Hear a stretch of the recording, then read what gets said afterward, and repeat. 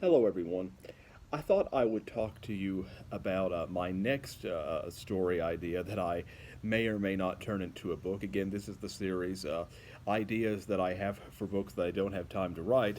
Now, this is one of my oldest story ideas. In fact, I came up with the story before I even decided that I wanted to become an author. I must have come up with this maybe in 2007 or something like that. In fact, my sister and I came up with the idea together, which is why I've been hesitant to write the book in the last few years because I've always thought that she may try to write it, and she's insisted in the years since that she was going to. But recently, she said that she's probably not going to write it. So if this story is ever going to become a reality, it's going to be up to me.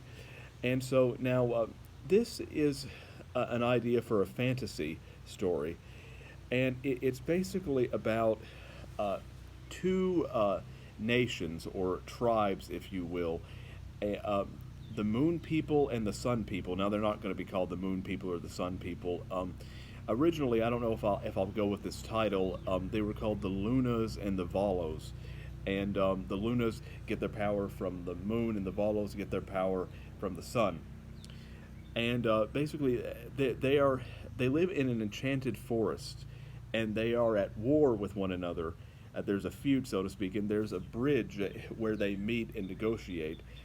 And ultimately, it is about how one of the moon people, a man, falls in love with one of the day people, a woman. Again, and these people are the moon people and the sun people. They are almost immortal. They live very long lives. I don't know if they have permanent lives, but they live very long lives, and they age very slowly, or perhaps not at all. They're kind of like elves in Lord of the Rings. But ultimately, they there's a forbidden love story because they fall in love, which causes a lot of tension between the two nations. And the two nations are somewhat different because even though the Moon people, it would suggest that they have a darker nature about them. They actually have somewhat more of a democratic system, but because they don't have, they may have a king, but it's also run partially by a democracy, and but it's a very corrupt democratic system.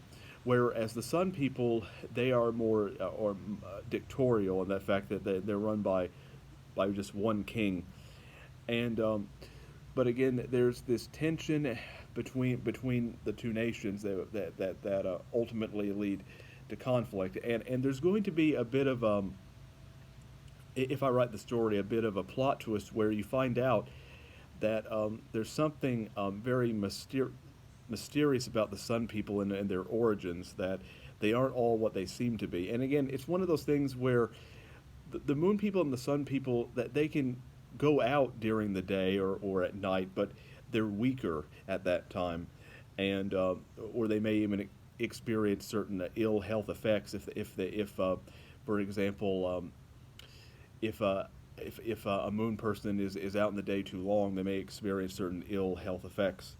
And so they're not vampires by any means, but it's just they're supernatural, immortal beings.